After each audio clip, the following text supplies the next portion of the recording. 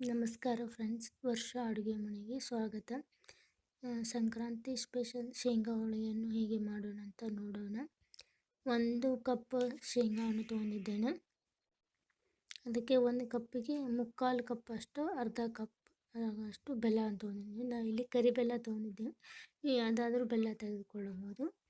1/4 ಬಟ್ಲದಷ್ಟು ಬಿಳಿ ರವೆ, ಸೂಜಿ ರವೆ ತೊಗೊಂಡಿದ್ದೇನೆ. 1 ಬಟ್ಲದಷ್ಟು ಮೈದಾ ಹಿಟ್ಟು, ರುಚಿಗೆ ತಕ್ಕಷ್ಟು ಉಪ್ಪು,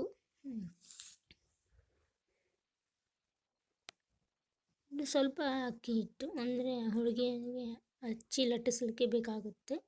ಅದರಿಂದ ಈ ಸ್ವಲ್ಪ ಅಕ್ಕಿ ಹಿಟ್ಟು ತೊಗೊಂಡೆ. ಅಕ್ಕಿ ಹಿಟ್ಟು ಹಚ್ಚಿ ಹೋಳಿಗೆ ಮಾಡೋದ್ರಿಂದ ಹೋಳಿಗೆ ಸ್ವಲ್ಪ ಕ್ರಿಸ್ಪಿಯಾಗಿ ಬರ್ತೈತೆ ಅಂತಂದು ಅಕ್ಕಿ ಹಿಟ್ಟು ತೊಗೊಂಡಿದ್ದೇವೆ. ಈಗ ಹೇಗೆ ಮಾಡೋಣ ಅಂತ ನೋಡೋಣ. 1 ಬಟ್ಲಿಗೆ ಮೈದಾ ಹಿಟ್ಟು, ರವೆ, ಸ್ವಲ್ಪ ರುಚಿಗೆ ತಕ್ಕಷ್ಟು ಉಪ್ಪು ಹಾಕಿ ಸ್ವಲ್ಪ ನೀರು ಹಾಕಿ ಚೆನ್ನಾಗಿ ನಾದ್ಕೋಬೇಕು. ಈ ಹದಕ್ಕೆ ನಾದ್ಕೋಬೇಕು. ನಾದ್ಕೊಂಡು ಒಂದು ಅರ್ಧ ಗಂಟೆ ಬಿಡಬೇಕು. ಅಂದಾದ ಮೇಲೆ ಒಂದೇನು ಬಟ್ಲ ಮುಚ್ಚಿ ಗಾಳಿ ಆಡದಂತೆ ನೆನೆಯೋದಕ್ಕೆ ಬಿಡಬೇಕು. ನಂತರ ಈ ಶೇಂಗಾವನ್ನು ಹುರ್ಕೋಬೇಕು.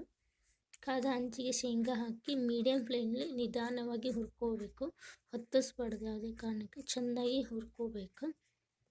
ಹುರಿದ ನಂತರ ಒಂದು ತಾಟ್ ಅಥವಾ ಮರಕ್ಕೆ ಹಾಕಿ ಆರೋದಕ್ಕೆ ಬಿಡಬೇಕು. ಆರಿದ ನಂತರ ಸಿಪ್ಪೆ ತೆಗೆದು ಚೆನ್ನಾಗಿ ಸಿಪ್ಪೆ ತೆಗಿಬೇಕು. ಎಲ್ಲರೂ ಒಂದೊಂದು ಸಿಪ್ಪೆ ಇದ್ದರೆ ನಡೆಯುತ್ತದೆ.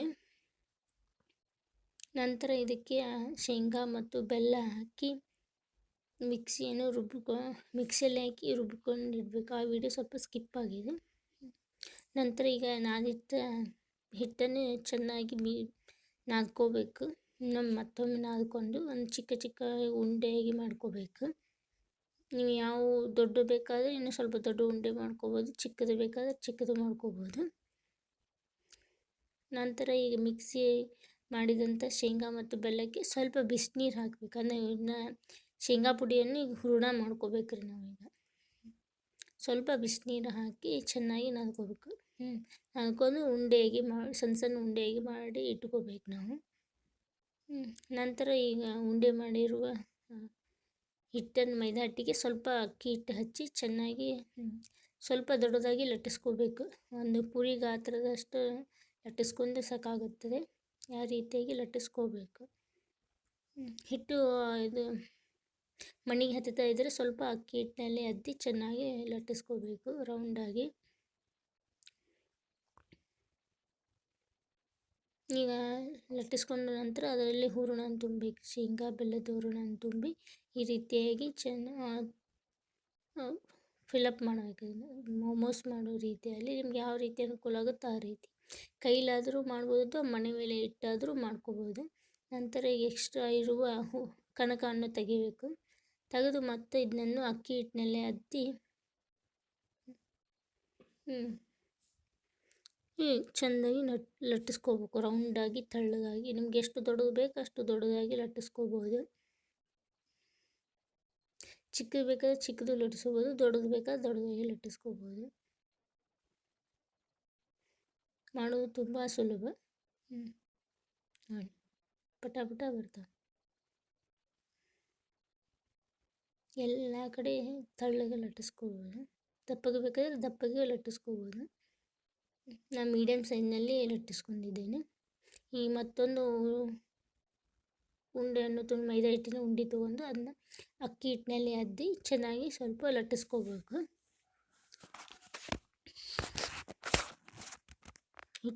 ಲಟ್ಟಣಿಗೆ ಹಿಟ್ಟು ಹತ್ತುತ್ತಾ ಇದ್ದರೆ ಮತ್ತೆ ಸ್ವಲ್ಪ ಅಕ್ಕಿ ಹಿಟ್ಟಲ್ಲಿ ಅದ್ದಿ ಇನ್ನೊಮ್ಮೆ ಚೆನ್ನಾಗಿ ಲಟ್ಟಿಸ್ಕೋಬೇಕು.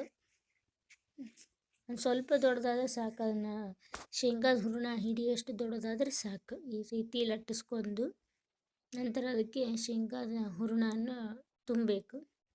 ನೋಡಿ, ಈ ರೀತಿ ತುಂಬಬೇಕು. ತುಂಬಿ ಎಕ್ಸ್ಟ್ರಾ ಆಗಿರೋ ಕಣಕವನ್ನು ತೆಗೆದು ಚೆನ್ನಾಗಿ ಫಿಲಪ್ ಮಾಡ್ಕೋಬೇಕು. ಎಲ್ಲಿ ಶೇಂಗಾದ ಹೂರಣ ಹೊರಗಡೆ ಬರೋದಾಗಿ ಮಾಡ್ಕೊಂಡು ಮತ್ತೆ ಅಕ್ಕಿ ಹಿಟ್ಟಿನಲ್ಲಿ ಅದ್ದಬೇಕು. ಅದ್ದಿ ಮತ್ತೊಮ್ಮೆ ಲಟ್ಟಿಸ್ಕೋಬೇಕು.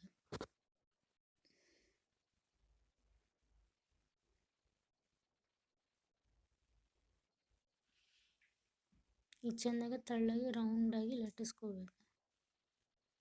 2 ಸೈಡು ಲಟ್ಟಿಸ್ಕೋಬೇಕು.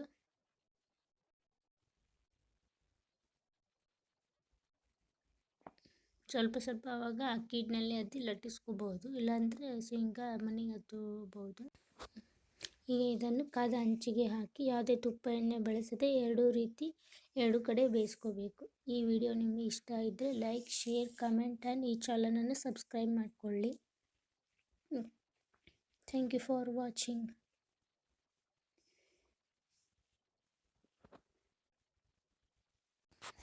ರುಚಿಕರವಾದ ಆರೋಗ್ಯಯುತವಾದ ಶೇಂಗಾ ಹೋಳಿಗೆ ಈಸ್ ರೆಡಿ.